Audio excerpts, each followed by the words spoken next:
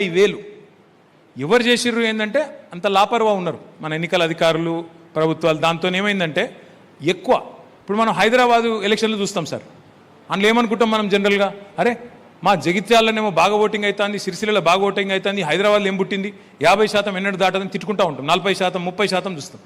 వాస్తవం ఏంటి అంటే నాకు మన జూబ్లీ హిల్స్లో అర్థమైంది. జూబ్లీ హిల్స్ ఎన్నికల్లో ఉప ఎన్నికల్లో పేరుకు 4 లక్షల ఓట్లు, కానీ ఆడ లక్షన్నర ఓట్లు దొరుకుతూనే లేవు.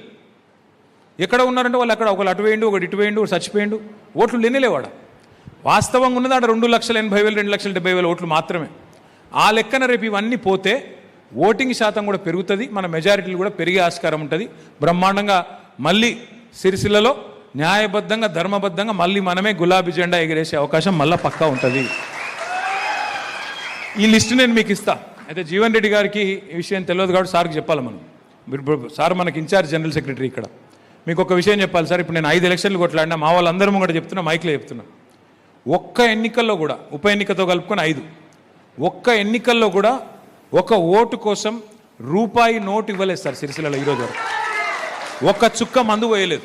మీరు నేను చెప్పేది మీకు ఏమైనా అనుమానం ఉంటాయి, ప్రెస్ వాళ్ళు ముంగట చెప్తున్నా, మీరు ఏ ఊరికన్నా ఉండ్రి, ఎవరినైనా కలువుండ్రి. ఇది నాకు 20వ సంవత్సరం పబ్లిక్ లైఫ్లో, ఇప్పటికి ఎమ్మెల్యేగా 17వ సంవత్సరం. ఒక్క ఎన్నికల్లో కూడా ఇప్పటి వరకు చుక్క మందు పోయలేదు, ఒక్క రూపాయి నోటు కూడా ఓట్లకైతే ఇవ్వలేదు సార్. ఆ పద్ధతిలో గెలిచినాం. దానికి సపోర్ట్లు మీకు కొట్టాలి, నాకు కాదు. నన్ను బయట చాలామంది తిడుతుంటారు, ఏమని, అరే వీనికి అహంకారం ఎక్కువ.